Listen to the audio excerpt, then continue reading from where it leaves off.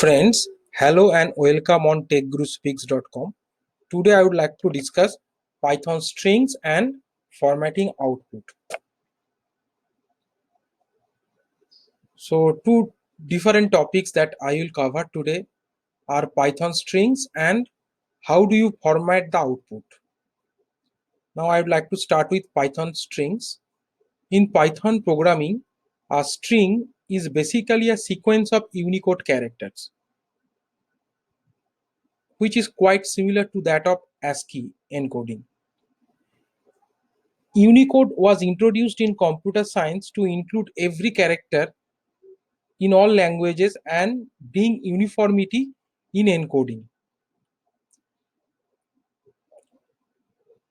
Like some other programming languages like Java, string in Python are array of bytes representing Unicode characters that I have already specified. However, Python language doesn't have a character type. A single character is basically a string of length 1. So here we will be using square brackets to access elements of the string. Now, if we would like to combine string and numbers, we can use the format method. Now, for formatting the output of Python programming, we can use the format method, which is a very flexible method to be used. I will discuss the structure of the method and the syntax by using some coding examples. We can also use some keyword arguments like sep equal to str within angle bracket, and total thing will be enclosed in a particular pattern to be searched, and the end equal to str within angle bracket. So now we'll see coding examples. How will you use it in Python coding? So let's move to the spider id for coding examples.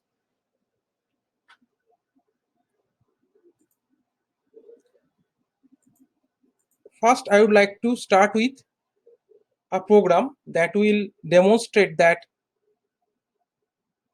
in Python, all of the following strings are equivalent, whether you are using single quotation, double quotation, or triple quotation. Each of the string will represent the same thing. That means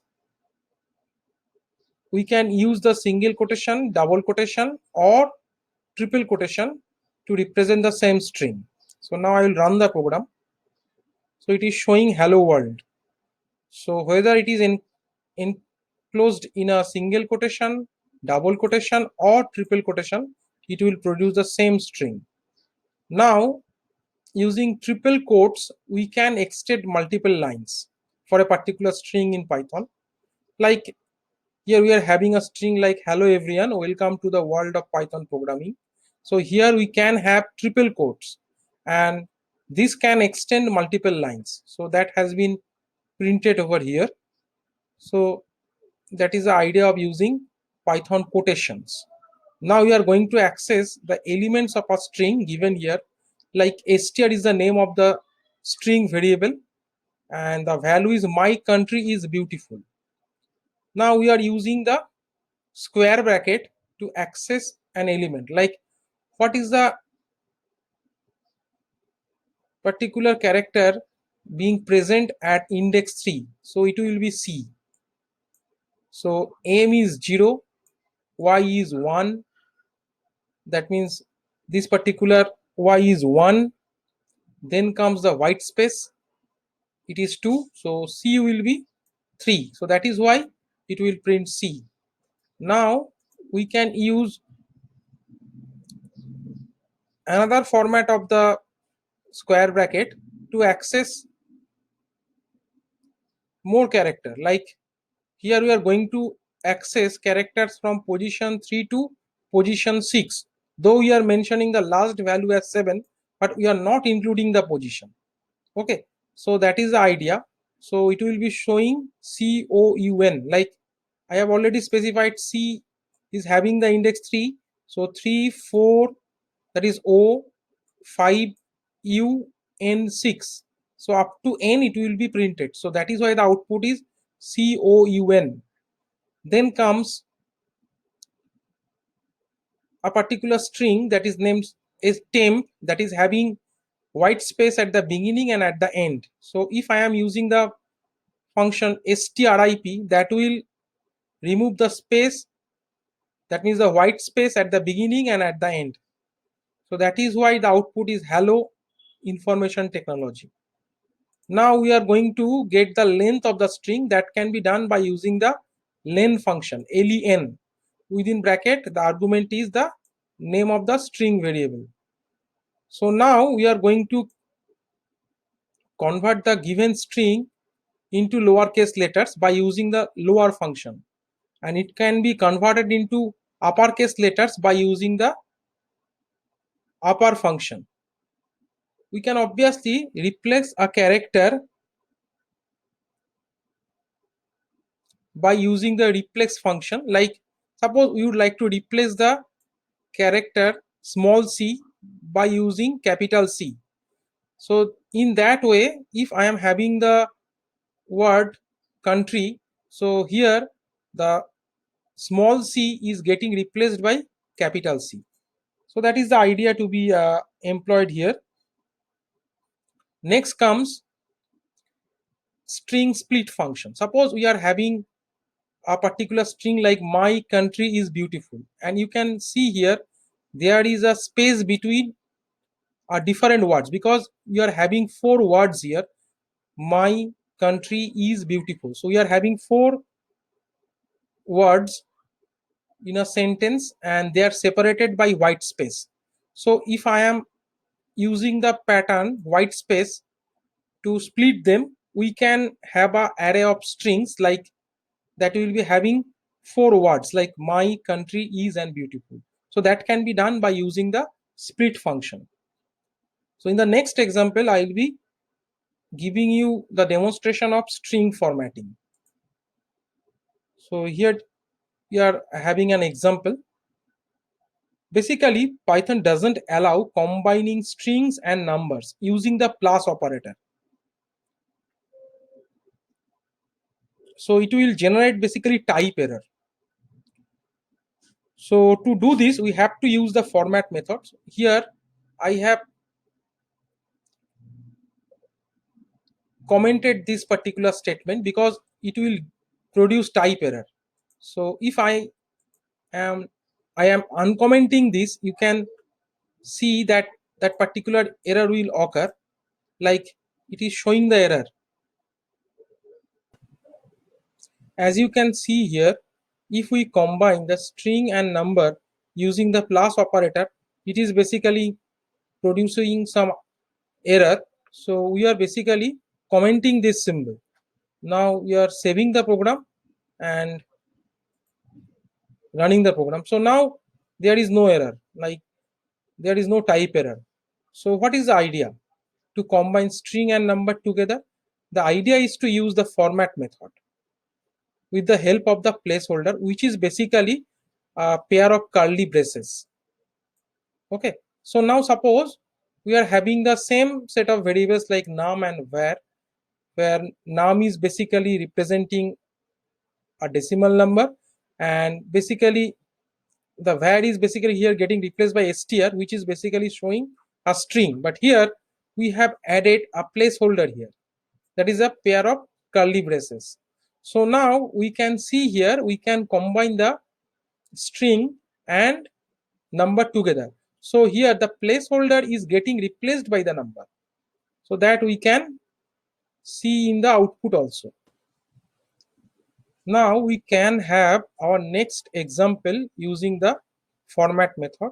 So here we can have an unlimited number of arguments. Suppose we are having 3 variables and all of them are representing numbers, though are different, like roll number, that is roll variable is representing roll number, it is equal to 21, year equal to 3, and grade equal to 8.25. Now I have got a string like my roll number is a placeholder, comma, year, placeholder, rd, and grade a placeholder. Now, if I am to consider the format method, so it will be like the name of the string dot format, because it is coming from a string, like then comes the role, that is a roll number, then comes year and grade. So by having look at the occurrence in which the variables are referred here, we are getting the output in the same order, like my roll number is, it will be printing the role, and it is basically replacing the first placeholder. Second, the year value will be replacing the second placeholder, and the grade value will replace the third placeholder. So that is why we are getting that kind of output, like my roll number is 21, year third, and grade 8.25. Now we can use the format method using index number also. Like we can have three variables: age, number, salary, number, ID. Basically, it is a combination of number and character, but essentially they will be treated as basically Unicode characters. So we can consider this thing as a string. Now I have written here the string name dot format, age, salary, and ID. So here we can have a different kind of sequence. Say like first we will be having what? So 2 means what? It is showing ID. So age is basically 0 and salary is basically 1. So it is the index. So it will be showing in the output, I have ID E12, that is 2. My salary is basically it is 1. So that is 60K per month, and age, that is 32. So that is the idea to be used. Now you can have the named index as well, like the capital of country is city. So here the name of the string is txt. So txt dot format, country equal to India. Okay, so that is a value, and city equal to Delhi. So that is why the occurrence of the placeholder within we are having the named index will be basically getting replaced by the value that I have specified here. So that is why I will be getting as output the capital of India is Delhi. So that is the idea to be used. So now we will be moving to the next example, that is about using the idea of format function and some other predefined pattern. We can format the output according to our requirement. So just have a look at an example. So that is the third example. Suppose we are having floating point addition example at the beginning. So just run the program, then you will understand. So enter the value of a. Suppose we are entering here, say for example 23.4567. Okay, so that is the value of a. Now it is asking for the second input. Say suppose we are putting here a different kind of value, say 32.3242. Now I am pressing enter. So now what it will do, it will be just formatting the result up to 2 decimal places by using the format method. So first I have calculated the sum after taking the input.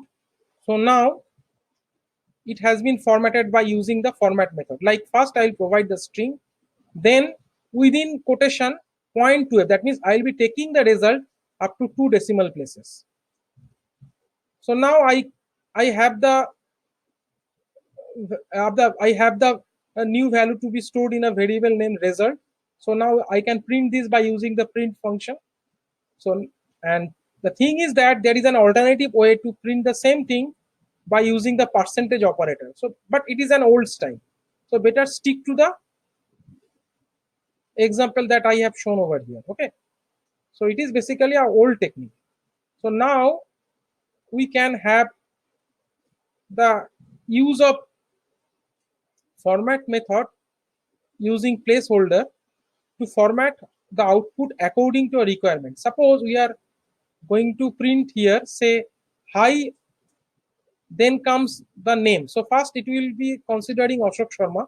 So the first placeholder will be getting replaced by Ashok Sharma. Your semester grade is the second value. So instead of putting the variable, we can also directly pass the value. So it will be showing, hi Ashok Sharma, your semester grade is 8.92. So actually I am using here default argument. Now we can have positional argument, like basically Ashok Sharma is having the index 0 and 8.92 is having the index 1. So I can provide the index also. So within the placeholder I can put the index value. So that is the use of positional arguments. Then we can have the keyword arguments also, like name equal to Ashok Sharma, grade equal to 8.92, and we can put the name and grade here, and based on their occurrence they will be showing the output accordingly. Like, hi Ashok Sharma, your semester grade is 8.92. Now we can have mixed argument, like we can have say positional argument as well as the keyword argument. Say Ashok Sharma is basically the 0th argument, so I have put here 0, and your semester grade is grade, that is a variable I have put here. So based on their occurrence, it will be having their positional argument and the keyboard and the keyword argument. So that I am putting here and I am getting the result. Now I will be using some predefined pattern to print some output according to a requirement. So it is basically an intelligent way of organizing your output. Suppose we are having a dictionary. Basically a dictionary is a name, basically key value pair.